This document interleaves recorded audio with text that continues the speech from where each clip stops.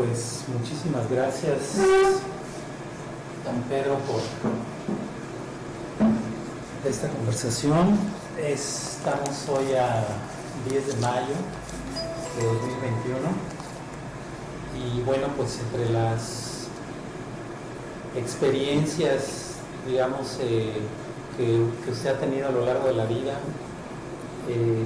quisiera comenzar pues ahora sí, con la persona, con la presentación de la persona, desde de dónde es, y un poquito que me platicara de sus primeros años, de su familia, de sus papás, abuelos, brevemente. Bueno, pues para entrar al tema, Sí. pues yo soy de Concal, que está cerca de la capital, 18 kilómetros. Soy del 49 y pues mi familia fue una familia campesina, el papá en las labores del campo, pero en un corto tiempo él también fue obrero ferrocarrilero, de manera que se combinó, y pues eso fue interesante para mi formación porque me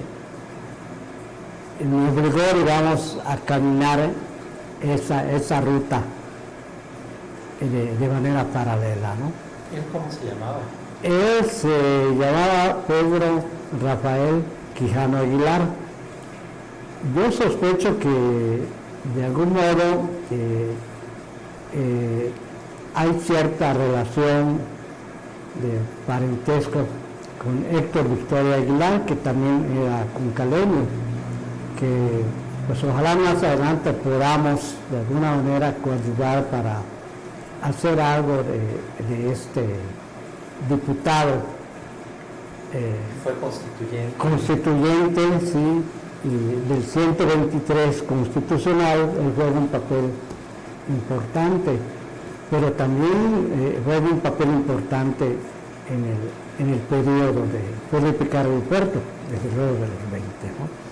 Bueno, ese es el terreno. Pues yo ahí estuve a partir de los 9 años ingreso a la primaria, directo al primer grado, y de allí para el Real. Tengo que decir que pues tuve una infancia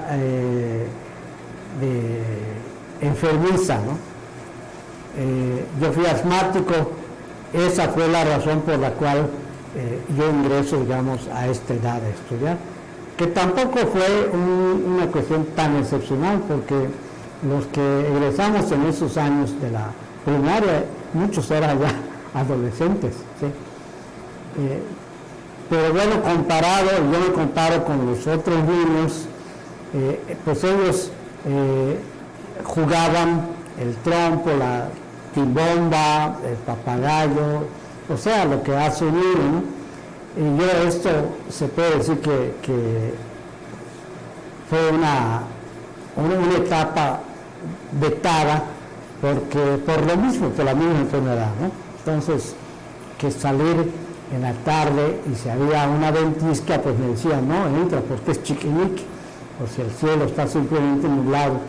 Entonces, y bueno, los accesos, todo lo que implica, todavía tengo en la cabeza como en la casa de paja, pues una parte era la mesa de madera con los medicamentos de ese entonces que ya nos imaginamos, ¿no? Hechos de botica. Recuerdo mucho la ventosa que se utilizaba, la grasa que se utilizaba para ponerme, en fin. Esta fue una parte que me parece que, pues, por lo visto nunca lo había conversado.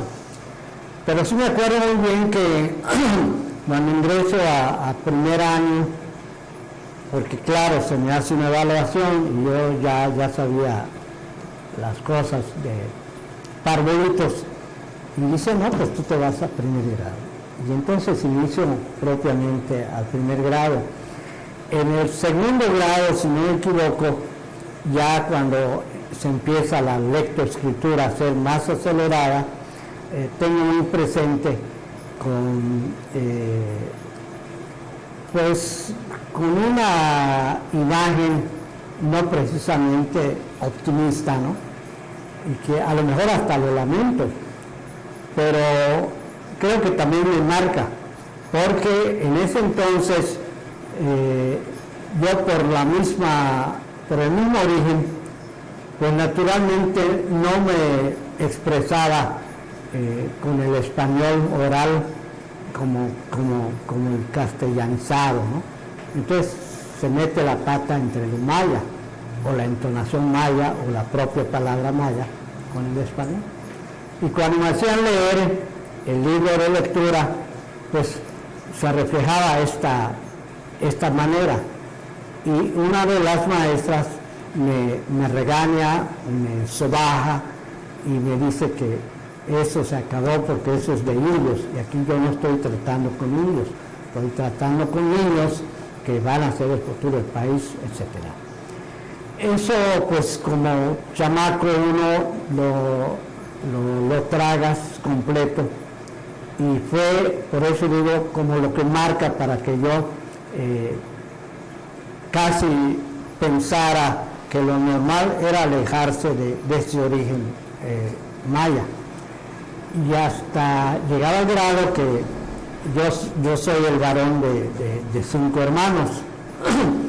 Entonces, los que estudiaban primaria en un pueblo era, digamos, pues un privilegio de que el niño, ¿no? El varón de la casa está estudiando en la escuela, ¿no? Entonces, así veía la gente o las familias. Cuando yo escuchaba a mi mamá, que era la que más hablaba maya, Eustaquia Ucchel, pues yo la regañaba, entre comillas, ¿no? Me decía, mamá, no se dice así, las palabras se dice de esa manera, porque es lo que nos enseña en la escuela.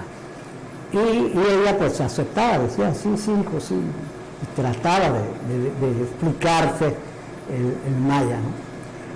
Mi papá no, mi papá fue un poco más abierto en ese sentido, digamos un poco más españolizado a lo mejor, ¿no? Él hablaba menos el maya, la sabía, pero él la hablaba menos, ¿no? Bueno, paso, como ya digo, un segundo año. Esto que acabo de decir me parece que es un lunar que se graba. Lo otro es que como somos de este origen, hay también en los pueblos quienes viven cerca de la plaza principal del pueblo, y esto los hace también ser una especie de castita, ¿no? Como que ellos son una casta diferente a nosotros, ¿no? Y si son guerreros, o si son hijos de ganaderos, o si son hijos del que tiene un tendejón, o de un carnicero, pues ellos se sienten muy fuertes, y además eran fuertes hasta físicamente, yo recuerdo, ¿no? Entonces también había ese choque en la misma escuela, y uno pues buscaba la parte donde están las alpargatas, el pantaloncito, el de sombrero.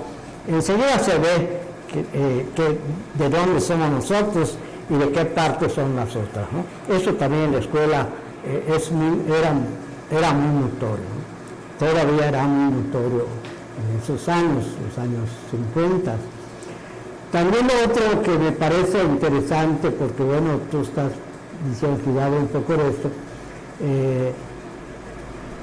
pues ya grande, digamos, no sé, 10 años a lo mejor, o antes de terminar, pues yo no sabía jugar timbomba, no sabía jugar el trompo, y veía que la muchachada en las esquinas se divertía, ¿no?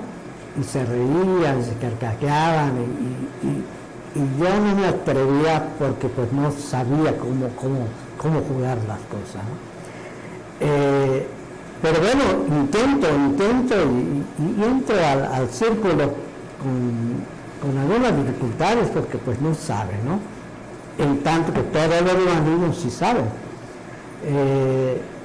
Digamos que tercer año, cuarto año, es muy posible que de cuarto año a sexto grado ya mi papá tiene que, digamos, ser más puntual en la jornada de tipo obrero, sin abandonar el campo, sin abandonar el Enequén, sin abandonar la milpa, ni la tumba, ni todos los quehaceres que son naturales para el campo. Siendo él, digamos, ferrocarrilero. Siendo ferrocarrilero, él tenía su parcela, su dotación, digamos, su aportación que el ejido le tenía dado, ¿no?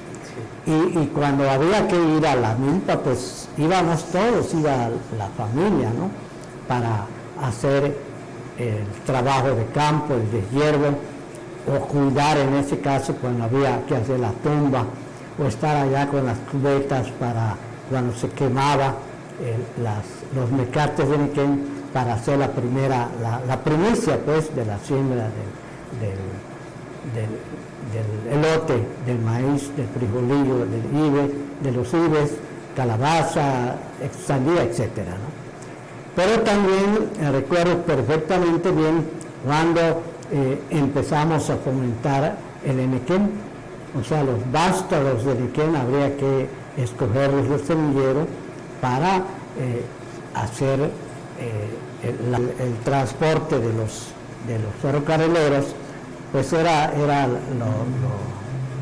donde pues también me incluía ahí, porque yo la acompañaba cuando era necesario en las tardes o los sábados y domingos para ir a hacer a acompañarlo pues a sus trabajos, ¿no? ¿Cuántos hermanos eran? Fuimos 5, somos 5, bueno, una ya falleció actualmente, y pues mujeres, sí. De manera que yo fui el varón de la casa. Mi papá entonces tiene que acceder otra vez a un puestecito mayor.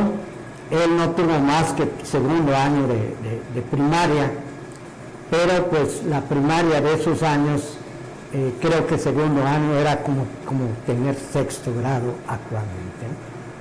Aparte de las capacidades de la gente, del conocimiento, ¿no? De su potencial de aprendizaje. Entonces él era muy listo en las matemáticas, por ejemplo, ¿no? Y él mentalmente te resolvía los problemas de centímetros, de pulgadas, porque el trabajo de guardería implicaba eso. Y luego casi el trabajo de ingeniería, en lo que se refiere al trabajo también de las rieles, pues él lo desempeña. No había exactamente el teodolito, había en todo caso el instrumento que nos sirve de nivelación, y él es lo que utilizaba, era menos de 1 metro, y el ojo nada más, ¿no? Y una madera que él utilizaba, y como dice, a buen cubero, ¿no?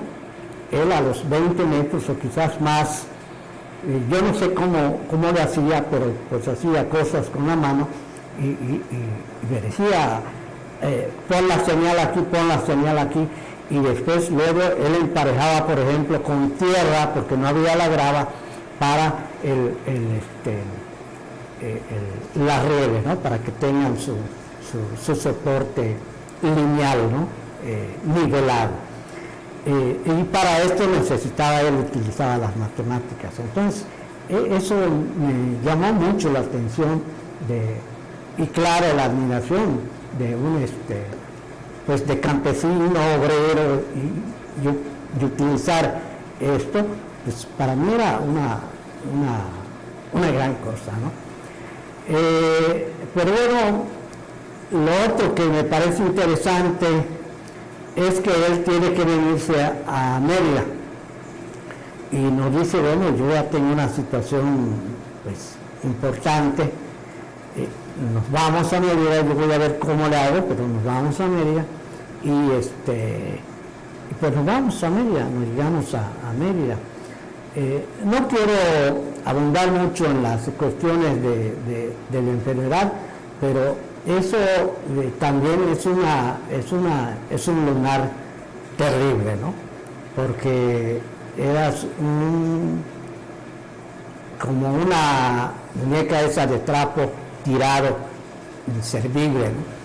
Y te cargaban para llevarte al médico a cada rato, para inyectarte, para las pocas fiestas de los pueblos que se hacía en truco, porque habría que trasladarse a San Isidro o a Xcuyún, algún lugar de esos, pues sí íbamos, pero cuando había los periodos de buen tiempo, pues me cargaban, ¿no?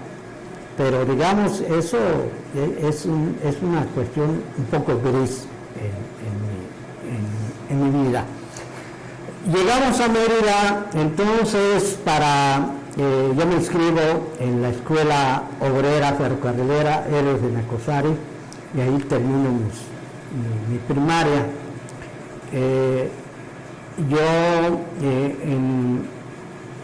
En regresar al pueblo, porque no nos desligamos del pueblo por la casa y por todo, ayudo a mi primo y nos vamos a hacer la otra parte de la faena del Enequén, que es el corte de Enequén, que es el desespinar el Enequén, que estamos hablando de lo que le llamaron la clasificación del Enequén AAA, que pues era casi de mi estatura, esa altura de la penca, una muy buena penca. Y para hacer un millar era 20 rollos de a 50 hojas cada rollito, ¿no? Para hacer el millar. Y entonces habría que quitarle los espinos a los lados, había que acomodarlos, había que amarrarlos y había que literalmente cargarlo como de lugar en el surco, y para llevarlo al final, escorar allá, si cortábamos, por decir, 4,000 o de 3,000 a 5,000, que era una faena muy pesada, pues es un trabajo también muy interesante, pero bueno, es un trabajo muy fuerte, ¿no? Y nosotros, aún así, chamacos chiquitos, lo hacíamos. Me llama la atención, y lo sigo recordando, que hazte cuenta que de las 5 de la mañana, 4:30 de la mañana, caminábamos hora y media para llegar al plantel. Ya al llegar allí, ya era a las 5:30 o a las 6, rápidamente, claro, había que llevar el calabazo de agua y todo lo que implica el cuchillo, la lima, trapos para ponerse en las manos, y no se utilizaban mucho los guantes de cuero, pero había que protegerse de alguna manera para el trabajo. Y ya entrábamos a trabajar al plantel, y el cortador adelante y yo como el segundo atrás, porque también a la penca de Enequén, sobre todo esas frondosas, no le puedes o no le debes de quitar, digamos, por decir, más de 7 hojas, porque tú, si te pasas de eso, la daña, ¿no? En cambio, cuando le quitas máximo 7 hojas, ese Enequén se mantiene y sigue reproduciendo una calidad en la penca. Entonces, esa parte también la cuidábamos. ¿Y qué ocurría? Que alrededor de las 11 de la mañana, 12 del día, uno ya sentía la necesidad de comer, porque el propio desgaste del esfuerzo te obligaba, ¿no? Y buscar la sombra a veces del mismo enequenal, depende de la orientación del sol, había que buscar una sombra, pero si se podía, también en los planteles podía haber uno que otro árbol. Entonces allí era hacer el pozole, desleír el pozole y tomarlo con la sal o con el chile o sin nada, ¿no? Y luego también nos dábamos el lujo de descansar, aunque sea media hora más, ¿no? Ahí dejando volar la imaginación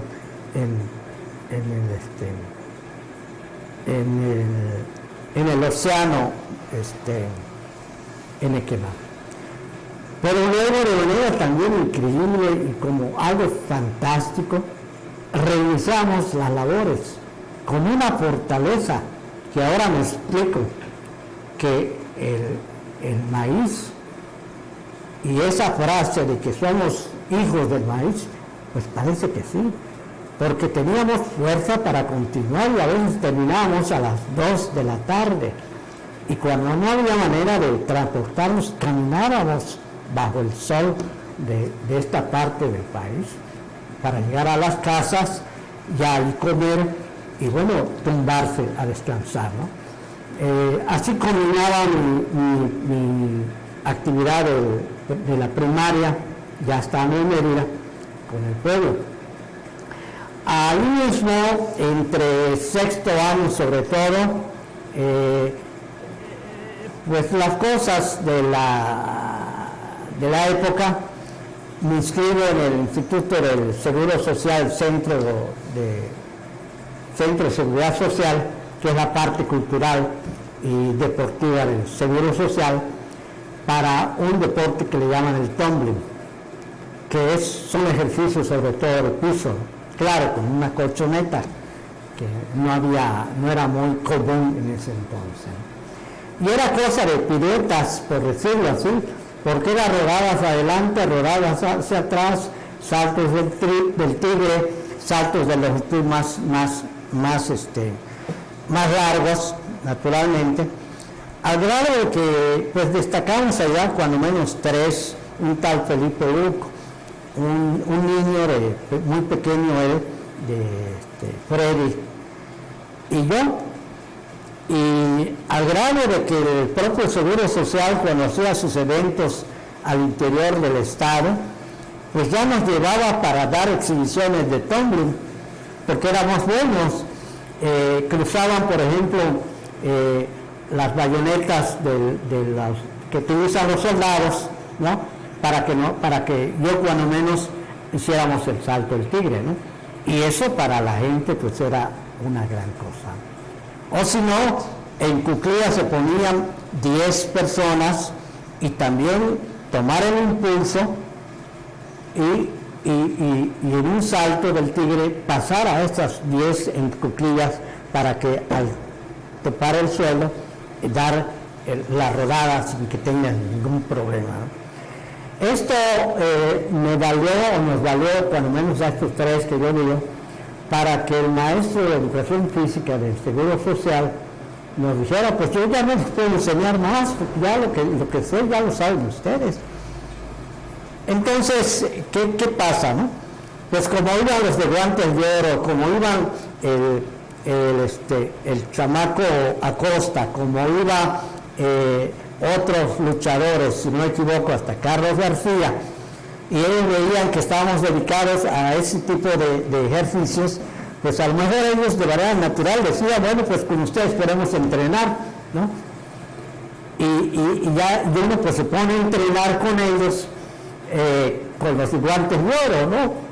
Y bueno, es un son parte mía, ¿no? Incluso ya decía que a lo mejor de cuarto año a quinto, mi papá ya tiene que ser más responsable del trabajo, porque asciende de ser un simple jornalero de vías a ser guardavía, que eso es un ascenso, porque él es la vanguardia de la cuadrilla de trabajadores para ver cómo está el estado de las rieles. Si había algún problema, un desperfecto, un tornillo o un clavo, él tenía que repararlo, por eso era el guardavía, ¿no?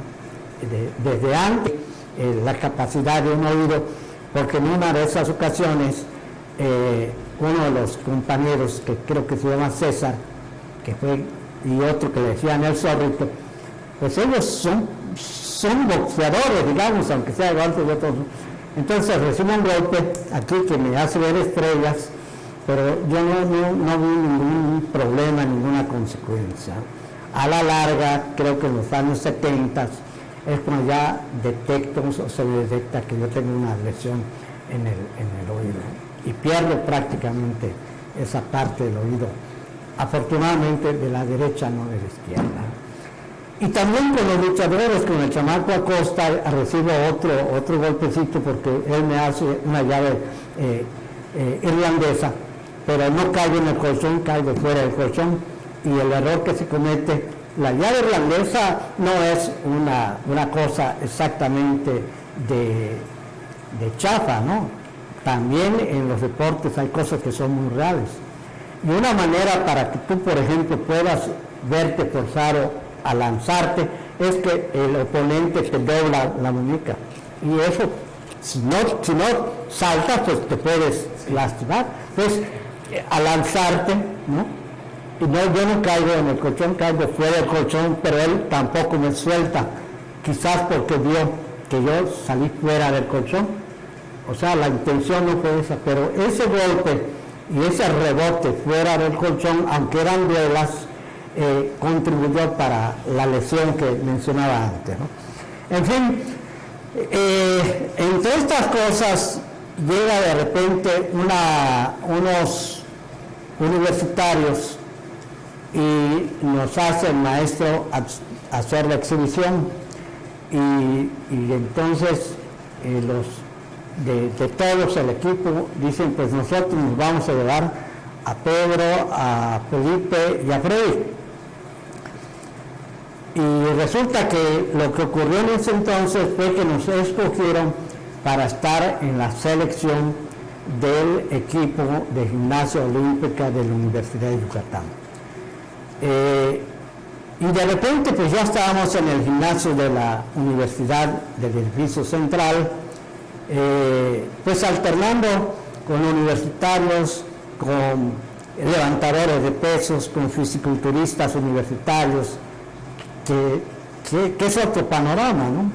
Donde allí ya no era el colchón nada más, era un colchón ya un poco profesional, era ya aparatos de las paralelas, de la barra fija, del caballo con arzones, del salto de caballo, en fin, otro panorama en el deporte, y yo lo considero como un escalón más en ese sentido. Y bueno, yo con todo lo que me había dicho el médico, que me dijo, a ti lo que te conviene es hacer deporte, es ir a la playa de vez en cuando para que respires el oxígeno que necesitas. Y bueno, creo que de flaco nunca te vas a recuperar, porque pues es tu condición, pero estás bien, ¿no? Pero tú tienes que ser en ese sentido el que tenga que hacerse lo que tiene que hacer para vivir. Y bueno, yo fui muy disciplinado en ese sentido en el deporte, como también en otros aspectos que más adelante seguramente vamos a abordar. Y me dediqué y nos vamos seleccionados también del equipo universitario a campeonatos nacionales en Jalapa, en Veracruz, en Ciudad de México, en Toluca. Y ya también tenemos la conexión con el CEDON, que es el Consejo Nacional del Deporte, que es lo máximo de la pirámide deportiva de este país. Afortunadamente allí había también un yucateco que se llama Luis Pérez.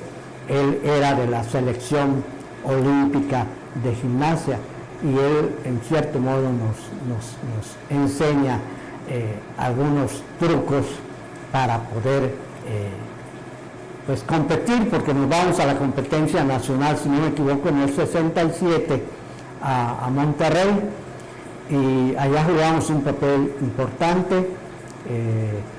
Creo que el único cuarto lugar nacional en una contienda de esta naturaleza pues fui yo, porque yo ocupé el cuarto lugar en el salto de caballo, de más de 80 competidores. Yo ocupo este lugar y ocupamos el quinto o el sexto lugar como equipo de gimnasia, o sea que hacemos un papel interesante en esos años. Al regreso 2 veces soy campeón estatal de gimnasia olímpica, pero bueno, en ese mismo caminar del deporte, de la primaria, quizás estamos hablando de 14 años, porque yo ingreso a los 9 años, desde primero, y antes de egresar del 6º grado, en Concal, pues hay gente brillante de lucha social, que ahora, claro, se puede valorar de manera con otra dimensión. Y uno de ellos, que es Fernando Aguilar Salazar, él era miembro del Partido Comunista, un partido clandestino, un partido que no hacía las cosas a la luz del día, y cuando se hacían a la luz del día era actos relámpagos, porque después tenían que ver cómo sacaban de allá a los que eran protagonistas, en moto, en bicicleta o en un taxi, cuando había algún taxista que se atrevía a dar el servicio a un comunista.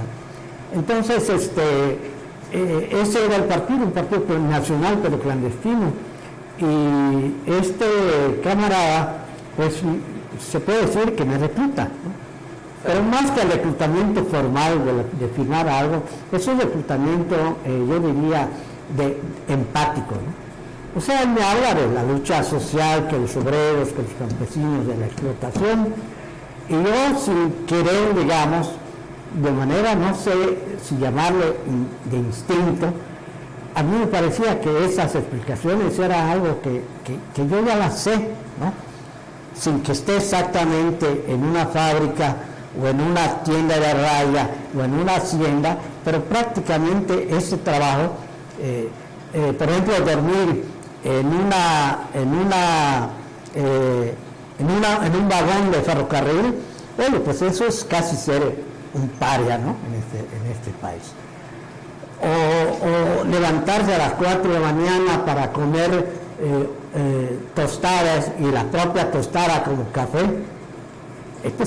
Entonces no me pareció algo extraordinario, me pareció algo totalmente entendible, ¿no? En ese sentido siento que fue un reclutamiento. Don Pedro, ¿y esto de que en Concal Fernando Aguilar Salazar, Roger Aguilar, que también es de allá, que al parecer hay alguna relación son primos familiar, sí.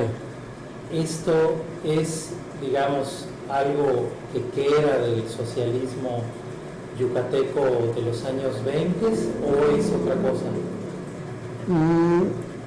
Yo creo que es un poco de los años 20, porque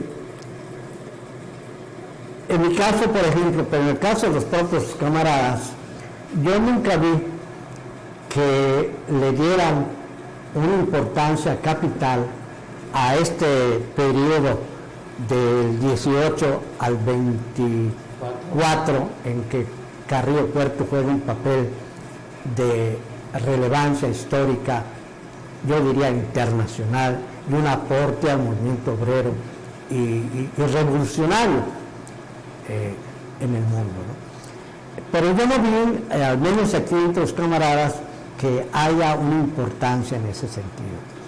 Yo de manera quizás autodidacta, o porque tengo otro tipo de formación, porque cada quien tiene peculiaridades, yo creo que en ese sentido hay ciertas peculiaridades personales, yo he aprendido, me he apropiado de esa etapa también de la lucha revolucionaria en Yucatán, pero no solamente de esa, ¿no? Sino de las raíces de Canek, por decir algo, ¿no? Y de la de Castas y de Felipe otra vez, pero también de un último que fue Efraín Calderón Lara. Pero bueno, esa sería, digamos, la respuesta. No sentí que haya exactamente una recuperación de este partido en Yucatán. Quizás sin justificar el solo hecho de ser una entidad clandestina, porque sí se nos perseguía en horas del día, a veces solo por el partido del volante, que era acciones audaces, pero a veces aún con la audacia, y aún siendo muchachos, pues te agarraba la policía y te llevaban así en bola entre 3, 4 a un rincón, y yo no sé por qué, bueno, y te golpeaban en los bajos, además, y no te golpeaban en la cara para herirte, pero obviamente eso era una represión. Entonces quizás por eso, y la represión que de los años 20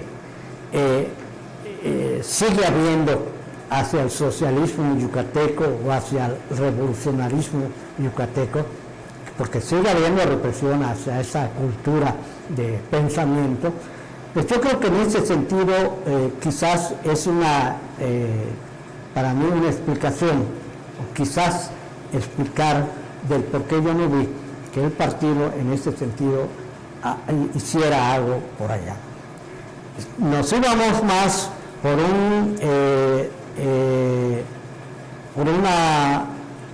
un referente nacional que era, bueno,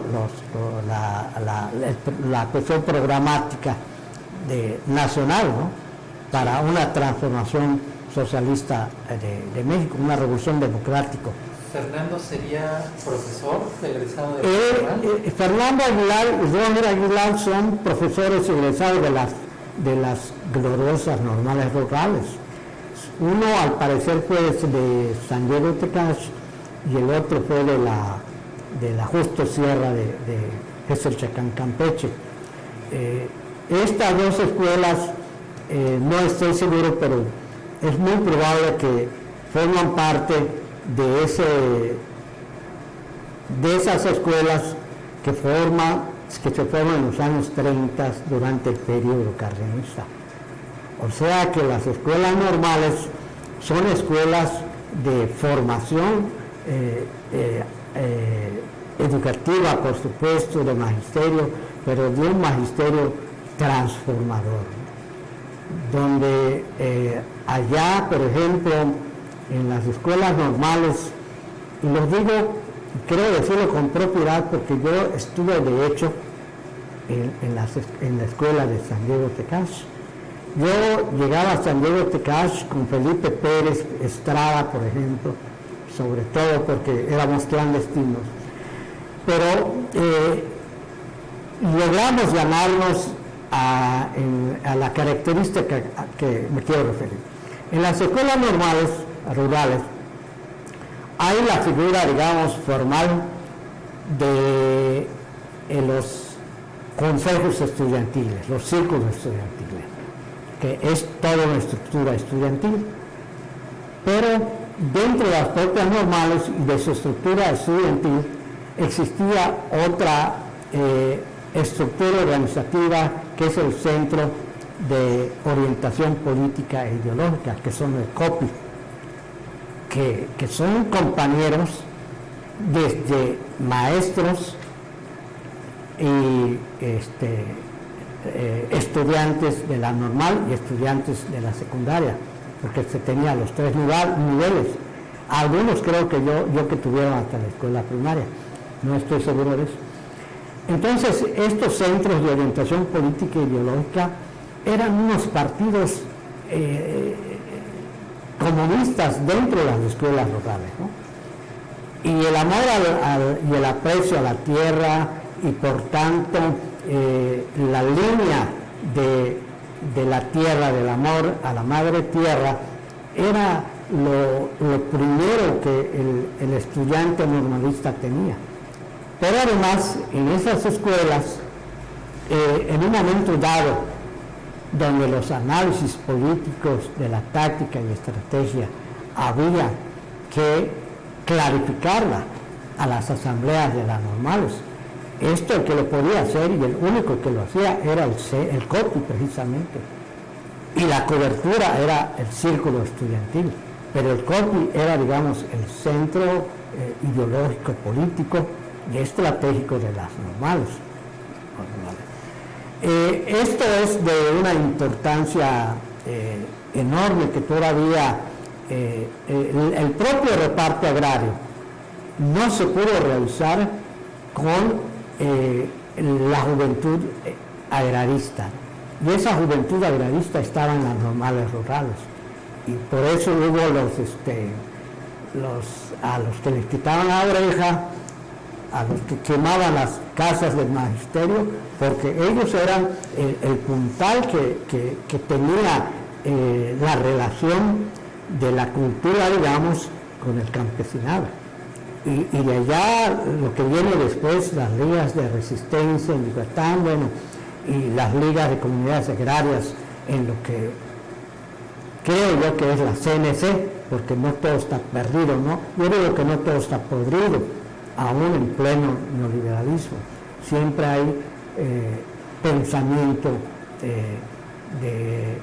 que está en ese esquema de defensa de la tierra, ¿no? Esas eran las características de la escuela normales rurales.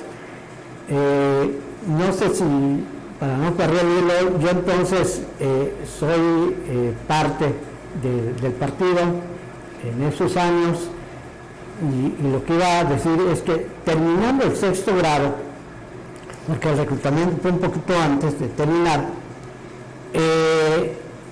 se me dice: oye Pedro, pues queremos que te vayas a la Escuela Nacional de Cuadros del partido. Uno es joven, uno es un chavaco, ¿no? Y bueno, también la peculiaridad familiar yo creo que tiene mucho que ver, ¿no? Cómo unos papás van a dejar que el hijo se vaya, ¿no? Pero en este caso, el obrero campesino, que era mi papá, y mi mamá, que era, digamos, la indígena, 100%, y muchas cosas que tendría yo que seguir hurgando. Cuando yo digo, pues yo me voy a México porque los dirigentes de la talla de ferrocarrilero, dirigente que había sido un gran luchador cuando la huelga del 58-59, pues por lo visto tenía autoridad moral sobre mi papá, ¿no? Y cuando mi papá ve que yo, chamaco, alterno con Luis Sosa Pérez, por ejemplo, alterno con maestros como Fernando Aguilar, pues mi papá, o el pobrecito de mi papá, en el buen sentido, él a lo mejor, en lugar de verme como un niño, me veía como una autoridad igual que él. Entonces no me cierra las puertas. Y cuando yo le digo, pues yo me voy a la escuela de cuadros, pero ¿qué van a hacer allá? Pues voy a estudiar, me voy a preparar más. Y me voy 2 meses de vacaciones de julio y de agosto, que era el periodo de verano, me voy a la escuela de cuadros. Tengo que confesar que esa estancia allí, pues lo que más recuerdo son a los camaradas de La Laguna, de Monterrey, de muchos de ellos campesinos mal hablados, pero con mucha fuerza y diferencia de cultura comparada a la yucateca. Pero ahí me encuentro por ejemplo, a Juan Alberto Bermejo Suárez, que era yucateco, solo que trabajaba en Zacatecas. Y va Fernando Aguilar también, solo que ya estaban de salida y yo voy a la escuela y nos encontramos. Eso lo recuerdo muy bien. Me recuerdo que todavía siendo gimnasta, pues yo podía hacer mis cosas allá, antes de bañarme hacía, ¿no? Y pues eso era inusual, ¿no? Que haya un gimnasta entre ellos, ¿no? De lo otro que me acuerdo muy bien era de los títulos y de los nombres de algunos textos marxistas que nos daban allá, pero lo que no recuerdo es el contenido y estrictamente hablando la comprensión y de qué manera esto pues era un instrumento de lucha, ¿no? Eso es otro tema para mí interesante, pero bueno, ¿me sirve la escuela? Pues sí me sirve, porque es una escuela clandestina, porque salíamos con una disciplina muy interesante, donde ahora se ha perdido totalmente esa parte de la seguridad.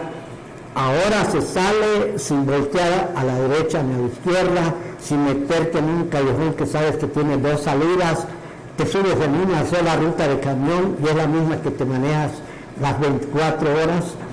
Entonces, o sea, no tenemos ninguna seguridad en el trabajo revolucionario. Y esto es un craso error que se ha dejado de hacer y que al menos en los referentes donde estamos o donde estoy, pues lo estamos intentando de nuevo recrear, porque nunca hay un trabajo legal ni abierto. Tiene que haber un trabajo combinado con lo ilegal y con lo clandestino, ¿no? Aun cuando sea una democracia burguesa, sobre todo por eso, porque es una democracia burguesa. Regreso de la escuela de Cuadros, me voy a la secundaria, Agustín Davillo, mal estudiante, yo soy mal estudiante por lo visto, y pues trueno en el primer año, pero me hago de amigos y tengo un crecimiento porque ya me atrevo a defenderme hasta con los golpes, con algunas cosas que yo veía de algunos compañeros, ¿no? que pues te ven así como bicho raro, ¿no? Y quieren abusar de uno. Afortunadamente la técnica de la información me permitió pues dar un buen papel en ese sentido, ¿no? Entonces, fracaso en ese primer año de la secundaria.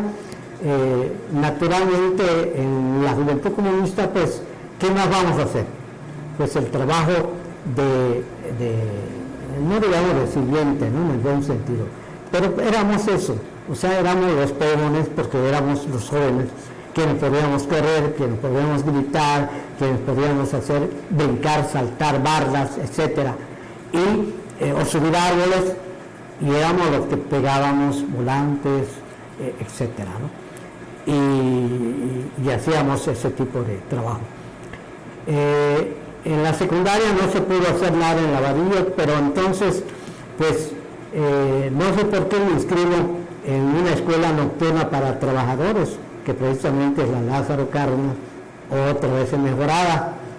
Y allí entro y siento un ambiente en el cual totalmente diferente al de la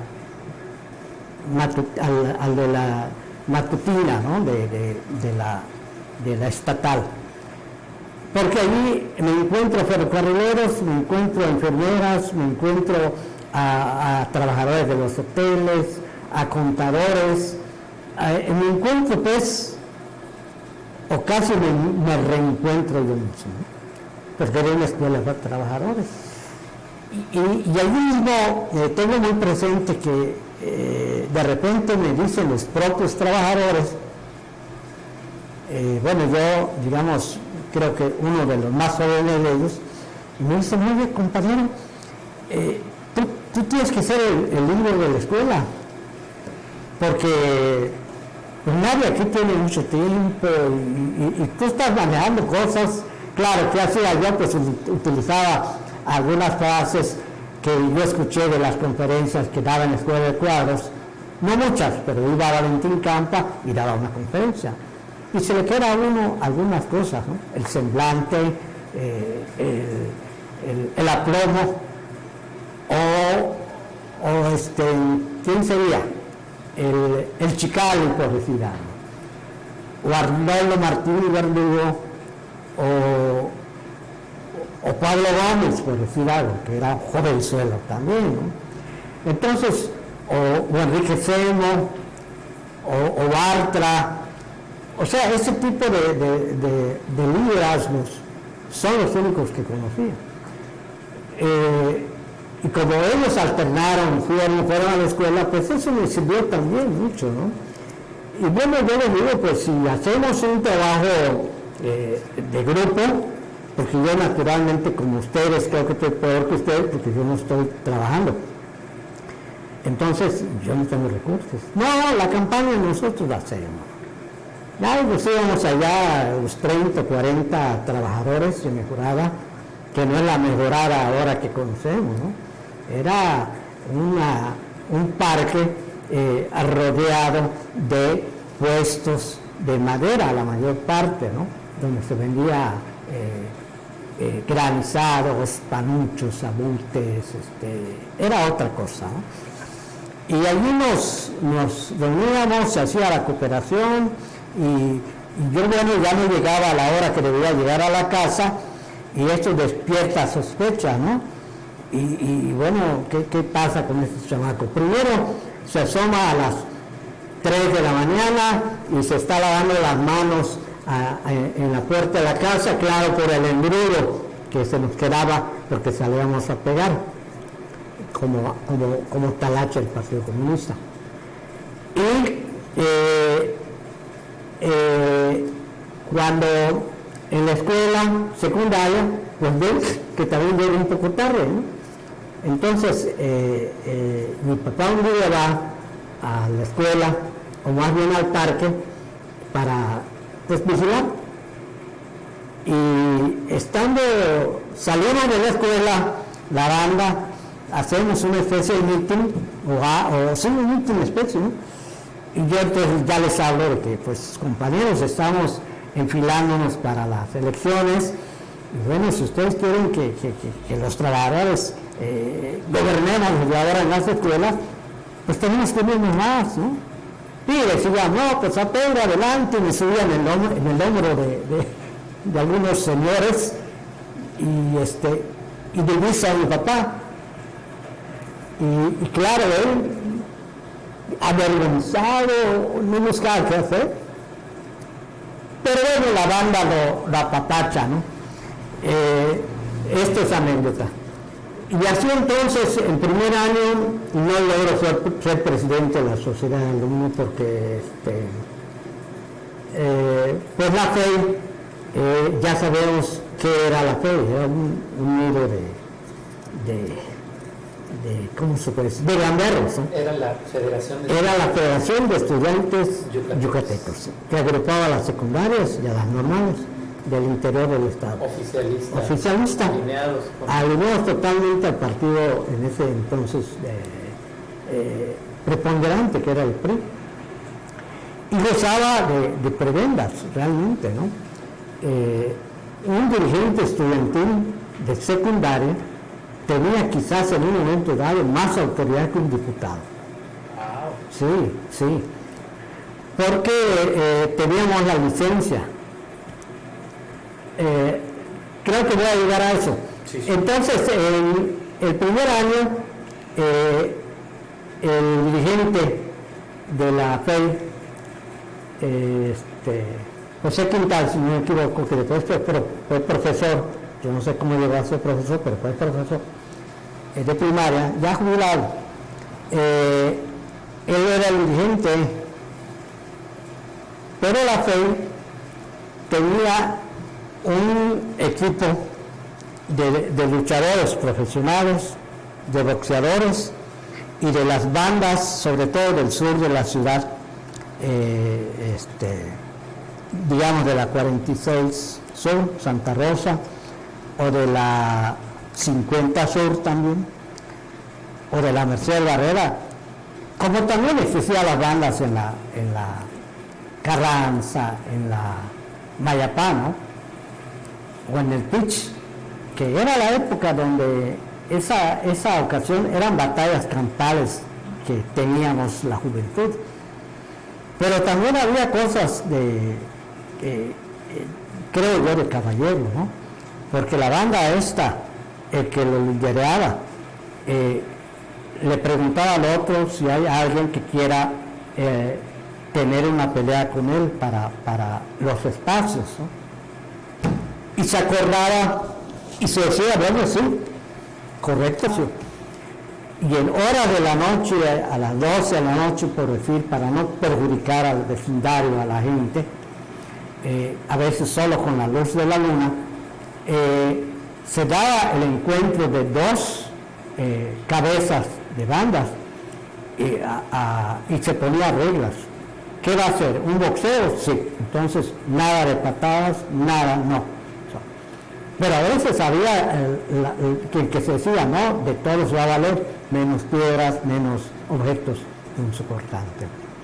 Entonces, eran estas cosas, ¿no? que ocurrían en ese entonces. Bueno, pues parte de esto tenía la FEI, que servía también para decirle al gobierno, para decirle al gobierno, nosotros, ¿quieres una fuerza? Aquí te la garantizamos. ¿Quieres robar votos? Aquí la podemos hacer. ¿Quién se va a enfrentar? ¿No? El día de las elecciones en la Cárdenas llega la avanzada de la FEI y me dicen: Pedro, queremos hablar contigo. Yo salgo del salón, pero me rodean, me llevan al patio de la escuela y allí me golpean en los bajos y me retienen ya planeado. Y me dicen: tú no vas a ser presidente de la escuela Cárdenas, porque si pasas en los salones vas a ganar, pero a ti no te toca.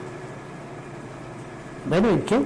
Pero no me golpees para eso, ¿no? No te preocupes, porque aquí vas a estar retenido. Y claro, la otra parte de la FEI estaba pasando en los salones, que era lo clásico, y ahí decían: pues ya ven la ausencia del otro candidato, no hay, por tanto el compañero que queda, porque es el único, es fulano de tal. En ese entonces fue un tal Coral Magaña, por O sea, por eso lo retuvieron para que... Sí, para que yo no contendiera.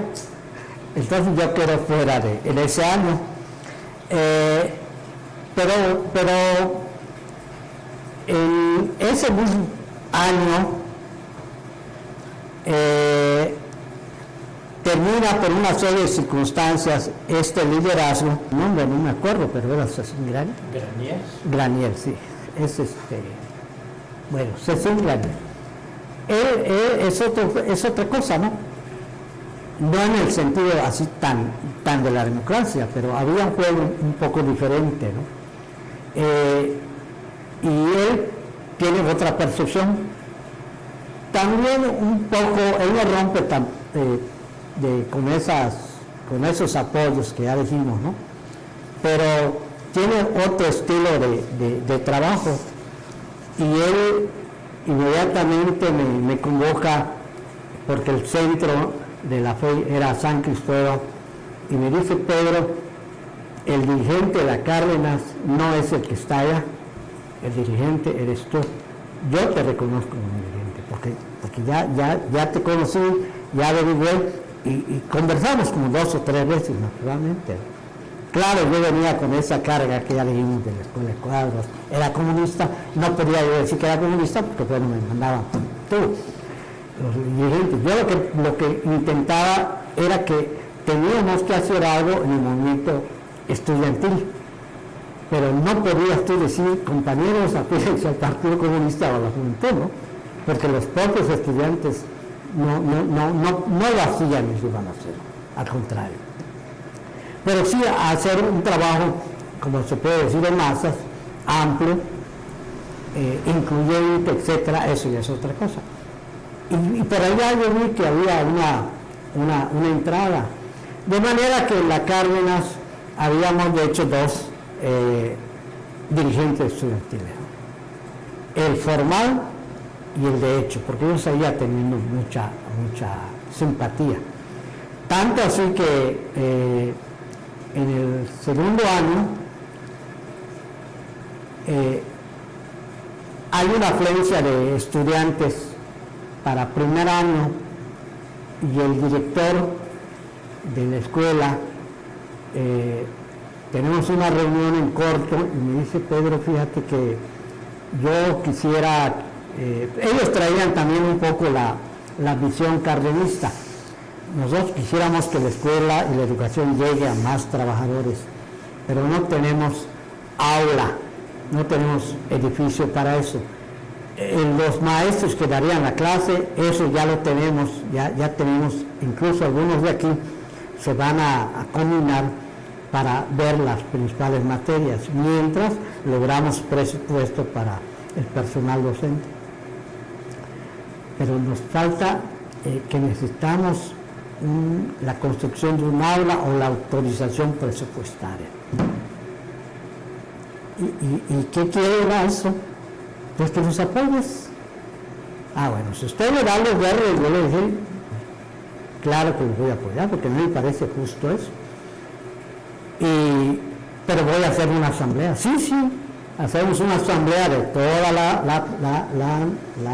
la secundaria, y se acuerda hacer entonces una marcha desde Mejorada hasta la 69 por el Ciclón. Hay un bar allá que es el Ciclón, que está cerquita de la avenida Itzáez, pero es sobre la 69. ¿Por qué allí? Porque al doblar por el Ciclón hacia el sur se encontraba la casa del gobernador, la residencia del gobernador del estado, que era Luis Torres Mejía. Entonces vamos en marcha escandalosa, pasamos en la plaza principal y nos vamos, ¿no? Y esto pues causa interés en la gente, aunque ya era a las 8 de la noche, pero la gente decía, oye, estudiantes marchando y gritando algo así como escuela para trabajadores, más escuela para trabajadores. La poca gente que estaba allá, ¿no? La cuestión es que llegamos allá a la puerta de la residencia y salen los guaruras y no nos quieren enfrentarse, ¿no? Pero como también el prestigio, entre comillas, de lo malo que es la fe, ¿no? Y como era toda la escuela, que no éramos muchos, quizás 120, 150, pero ahí estábamos, ¿no? Entonces el gobierno sale, Luis Torres Mejía, y dice, bueno, ¿qué desean, muchachos? El gobierno está para servir, y le hago la exposición de qué es lo que queremos. Casi le digo de que él, como autoridad principal del Estado, su función es esa, ¿no? La educación, sobre todo para los que quieren y no pierden la esperanza de que aún siendo trabajadores quieren superar. Entonces usted, por eso venimos. Y él dijo, sí, no, yo colaboro, ¿no? Y bueno, fue un éxito eso. Ya en segundo año, segundo, tercero,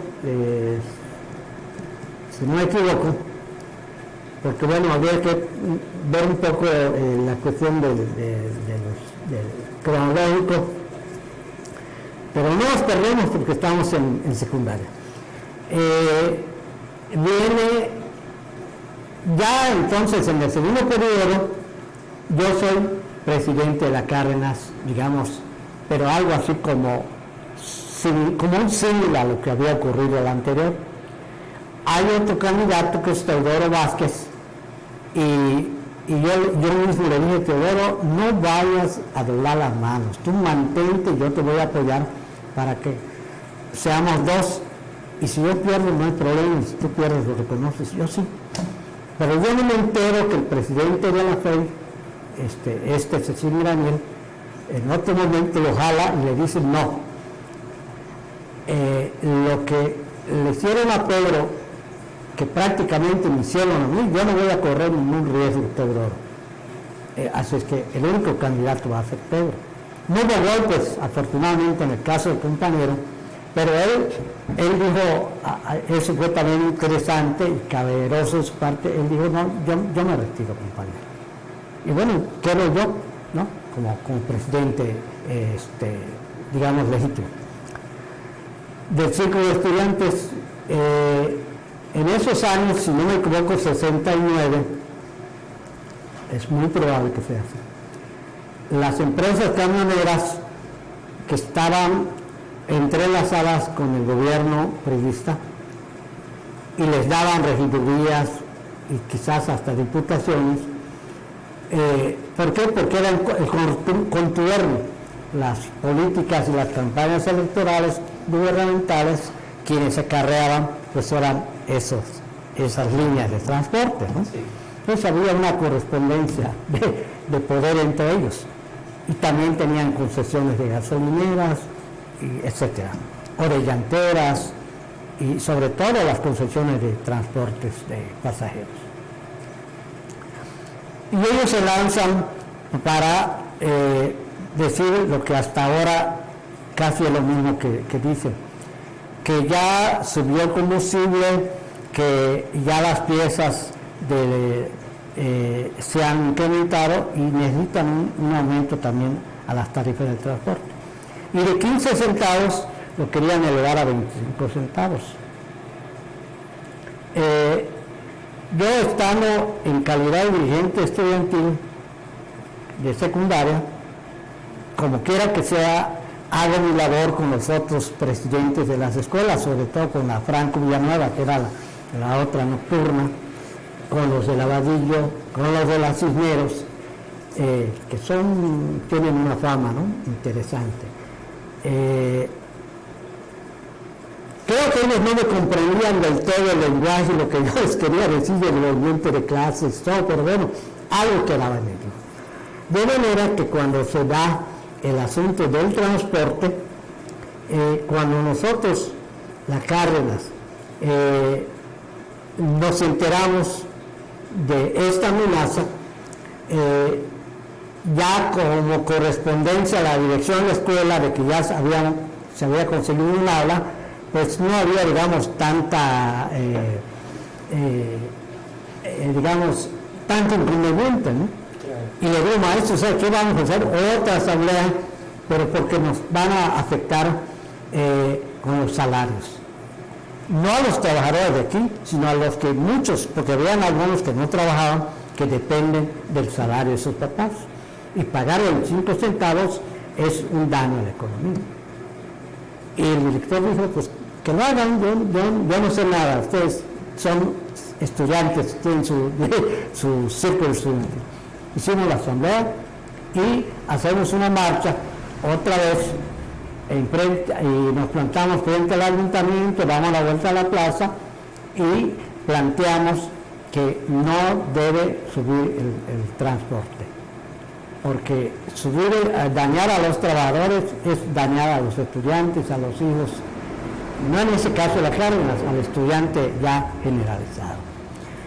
Así las cosas, empieza como a calentarse el ambiente estudiantil, de manera que hay un incidente en el centro escolar Carrillo Puerto, que ahora es el Chetumalito, 54 con 69 y 67, que era allí el kinder, primaria, la USAID secundaria y la Rodolfo Méndez. Se da un incidente allí con el transporte de la Alianza, con algunos niños que no tenían para pagar más que los 15 centavos, y por un error del chofer, él les exige que sea 25 centavos, porque de hecho ya querían imponer la tarifa. Los niños no tenían, como se sienten impotentes, se sueltan a llorar, se asusta el camionero y dice, pero no lloren, en lugar que deben de llorar más, ¿no? Bájense, pero en que les hace bájense, cae el niño o la niña, no sé, creo que eran dos hermanos. La cuestión es que esto fue suficiente para que los estudiantes de secundaria que estaban en el camión, no faltó alguien que sale y se va al centro escolar y dice, está ocurriendo esto, y sale ya la masa estudiantil y bajan al chofer y le dicen, adelante. Bueno, tú preguntabas de que si el dirigente de la FEI, pues no sabía que tenía en sus filas a un dirigente comunista. Nunca lo puedo probar él porque éramos clandestinos, pero la táctica que yo utilizaba era digamos, la abierta, ¿no? Digamos, la legal. Pero yo pienso que sí se lo imaginaba, porque Lázaro Cárdenas fue una de las escuelas aquí en Yucatán que al parecer fue una especie de semillero también de comunistas, porque Luis Sosa Trejo, Luis Sosa Pérez y otros egresaron de allá, Acal Molina, José Antonio Acal Molina, el mismo Enrique Acal Molina, y otros que habría que hacer una investigación, que sería una línea interesante de investigación. Egresaron allá, entonces a lo mejor él se lo imaginaba. El caso es que se secuestran los autobuses y ya el centro escolar Carrillo Puerto era un gran panal, era un avispero, porque la gente que iba a comprar en el centro estaba ya arremolinada. Y cuando salían estudiantes, que no faltaba alguno que decía, compañeros, no le dejaban hablar, y la gente victoriaba y aplaudía y gritaba, ¡viva los estudiantes! No, eso hay que hacer, que no suban las tarifas. O sea, el pueblo meridano se sentía que no estaba solo, ¿no? Y que tenía a sus hijos, a su juventud a su lado, ¿no? Era muy interesante ese ambiente que se respiraba, ¿no? Aún con las cosas que pues también hay que reconocer, ¿no? Los dirigentes estudiantiles de secundaria, algo así como entre paréntesis, teníamos una especie de licencia. Unos lo utilizaron al 100%, otros lo utilizamos muy poquito. Como anécdota, se vino una banda de 40 estudiantes con 3 dirigentes estudiantiles a la zona de tolerancia, que le incomodaba a Carlos Loret de Mola después, porque pues él decía, bueno, que la religión, etcétera, pero en ese entonces se mantenía. Cuando se llegaba ya la juventud, que no eran niños los de secundaria de 13 años, eran adolescentes, ¿no? y llegábamos a la zona de tolerancia, pues era una situación casi como lo que yo decía cuando había la confrontación de bandas, ¿no? O como hay una película que no me acuerdo, muy interesante, que se habla mucho y que explica las bandas en Latinoamérica en general. Entonces, cuando se llegaba allá en centros nocturnos de caché, como el Villa Magdalena, otros, los guaruras, que muchos de ellos eran golpeadores, algunos incluso con permiso de la penitenciaría, eran reclusos, pero les daban permiso para esa chamba, pues ellos abrían la ventanita de esos edificios de prostitución y decían, ustedes, es que nos abres porque nos abres, si no, esto no respondemos. Y tenía que abrir, y entraba la banda y se servía, incluso entraba a la barra y agarraba lo que quisiera, y dos si hicieran 30, por ejemplo 50, pues imagínense, ¿no? En cada mesa, qué botella, ¿no? En fin, era un poder, o es un poder siempre estudiantario, pero hay que ver un poder para qué o para quién, ¿no? Eso es lo diferente. Pero bueno, me tocó estar en ver tangiblemente eso. Un diputado o algo así se hacía a un lado, ¿no? Se hacía a un lado porque decía, no. Y el gobierno manejaba muy bien este juego. Cada determinado día, de manera oficial, y además de las no oficiales, teníamos reunión con el secretario de gobierno. Y el secretario de gobierno decía, bueno, ¿y hoy de qué se trata? No, yo quiero un autobús porque me voy de excursión a Chichén, y me voy a Tabasco, y me voy a Juegos Florales aquí, y yo quiero balones porque tenemos un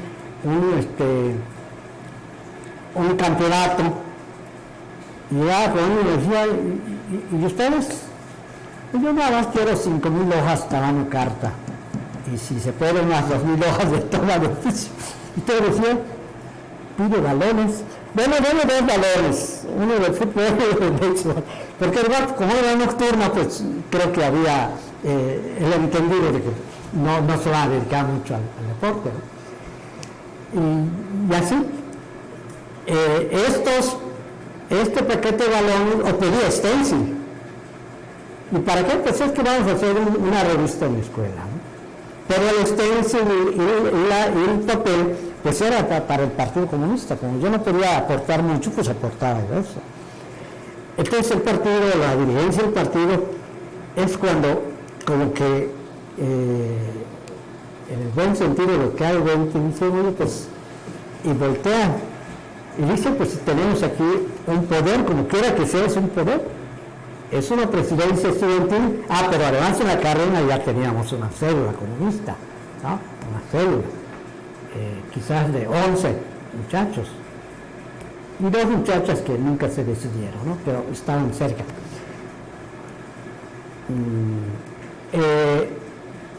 O sea que existíamos como un núcleo del partido. Y también hacíamos excursiones, y ya éramos jóvenes, ¿no? Las cosas de jóvenes.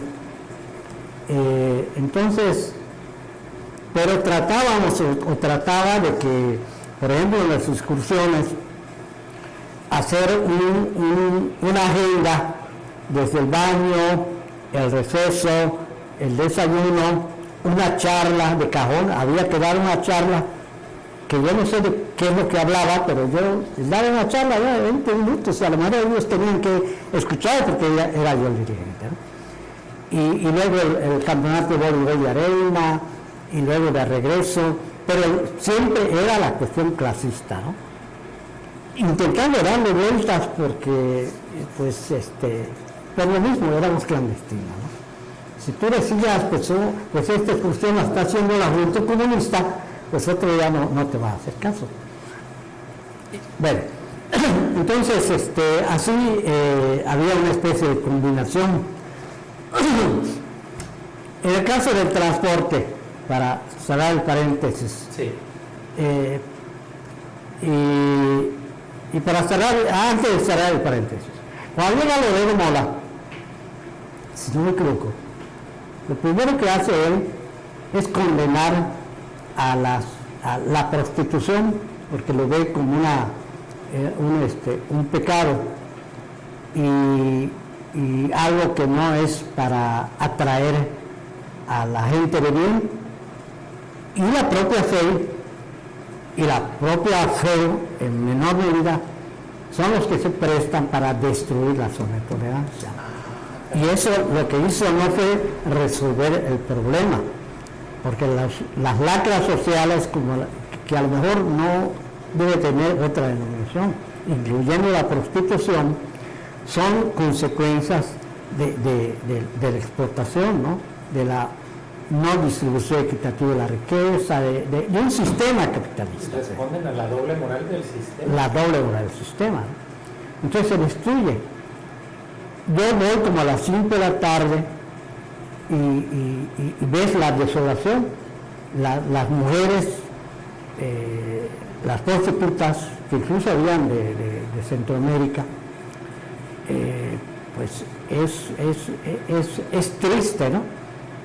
Porque literalmente estaban llorando, sus ropas tiradas, quemadas muchas cosas, y yo lo que hice fue hacerme el pato y dar la vuelta y me quité. Y me dejó un sabor así, muy... La FEU eran los Federación de Estudiantes Universitarios, sí. En poca medida participaron. Pero la FEU sí, porque era, digamos, el ente estudiantil. Que el gobernador dijera, ¿no? Sí, algo así, porque había una correspondencia. Y esto de Loret, de veras él era muy probo, o era doble moral así de... Yo pienso que doble moral, ¿no? Porque él fue militante de lo que se sabe del PAN, y luego se pasa al PRI, ¿no? Y lo que cometió durante su gobierno, pues eso habla de que no tenía una concepción definida, ¿no? Sino que era en todo caso producto de la misma escoria burocrática de la burguesía.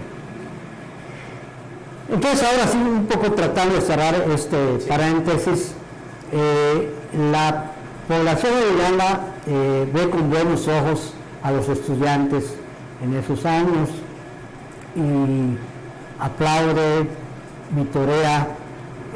Los estudiantes envalentonados por eso, no faltó alguien que diga, pues ¿saben qué? Vamos a demostrarle al gobierno y al pueblo de que no es un chiste esto, lo vas a demostrar. Sale y entra del edificio, y cuando sale este estudiante, no sé quién es, creo que nunca se va a saber, cuando sale ya con una antorcha, con un leño prendido con gasolina, ¿no? Y dice, pues así le vamos a demostrar quemando camiones. Oye, no digo agua, va, se acerca, lo mete, estalla el primer camión, se quema el primer autobús. La gente desparramada, muchos con las rodillas peladas, ¿no? Sangrando, porque tuvimos que tirarlos al piso, ¿no? Y una la llamarada que se extingue, ¿no? El gobierno tiembla, llega la policía, obviamente, ¿no? Los estudiantes, pues no, tampoco... retomando lo de los niños, ¿no? Ese mismo día, sí. Se hace el secuestro de camiones, la protesta, el pueblo jala, y se hace esto, ¿no? Entonces ya cambia la dirección, viene ya la tropa, y los dirigentes huyen. Huimos, ¿no? En la noche, ya claro, el dirigente estudiantil tiene diálogo con la empresa, Pacheco Larrondo tiene diálogo con el gobierno del estado y se llega a un acuerdo. El acuerdo fue de dar cantidades de dinero, haz de cuenta 25, 50 mil pesos quizás, a los dirigentes estudiantiles. Creo que de acuerdo a la jerarquía, si de la normal aceptaba, pues le tocaba más, y así, ¿no? Esto me lo dicen en una refresquería que existía al lado de la farmacia El Gallito, de la calle 63 con 60, la Tropicana. Era uno de los lugares donde allí nos agrupaban los estudiantes, los chavos, las chavas, la música, poner la música allí, ¿cómo se llama? El tragamoneda, ¿no? Y tomar el refresco, porque no se vendía alcohol allá. Pero era, digamos, un centro de reunión. Yo llego allí porque se convoca una reunión de los dirigentes, y yo llego, me dicen, Pedro, a las 9 de la noche hay que ir a la casa del gobernador. Aquí creo que te tocó a las 9:30. Ok, ¿y qué hay? La lana. Ah, bueno, muy bien. Sí, ahí les veo. Y Cecín Daniel andaba con un lugarteniente, Serrano, que por supuesto eso es historia, ¿no? Ahora nos hablamos todo. Pero cuando él andaba en moto, entonces cuando escuchábamos la moto, ¿no? Pues había como terror, ¿no? Incluso para hacer otras cosas, decíamos, ¿dónde nos guardamos para hacer reuniones estudiantiles? Ah, pues dónde más en la catedral, y nos metíamos a la Santa Catedral, porque algunos no podían, o sea, no se imaginaba, ¿no? Que los dirigentes estudiantiles estaban confabulándose en plena catedral. Hacíamos esto para las tácticas y estrategias para no ponernos al fichero. Entonces yo empiezo a caminar de la terminal ahora que es de camiones para el Ciclón, donde escucho el ruido de la moto, me guardo y pasa efectivamente la moto con una o dos maletas, portafolios, que se estaban yendo precisamente para casa del gobernador. Y yo dije, sí, es cierto eso. Ya di la vuelta y me encuentro luego a algunos dirigentes, porque a lo mejor no a todos. Y le dije, bueno, sí te tocó, señor, me tocó. ¿por qué no fuiste? No pude ir. Pues anda, todavía está reservado, ¿verdad? Tu botín. Lo voy a pensar. Y posiblemente algunos otros dirigentes de la secundaria, sobre todo de media, no lo hicieron. No lo sé. Pero así culminó ese intento de Azunara para elevar las tarifas, que finalmente se elevaron, ¿no? Pero no se elevó gratis porque hubo un levantamiento espontáneo de relevo, ¿no? Hubo una demostración del pueblo, espontáneo también, no organizado, pero que estuvo presente en esa especie de gesta, ¿no? También la célula de la secundaria participamos ya entre los fines de los 60, 70 en la insurgencia sindical, que fue una insurgencia sindical nacional por democracia sindical y chavismo no, que fue los electricistas, sobre todo de esta tendencia democrática de Rafael Galván, que era el dirigente del Sindicato de Trabajadores Electricistas de la República Dominicana, que era realmente dentro del contexto de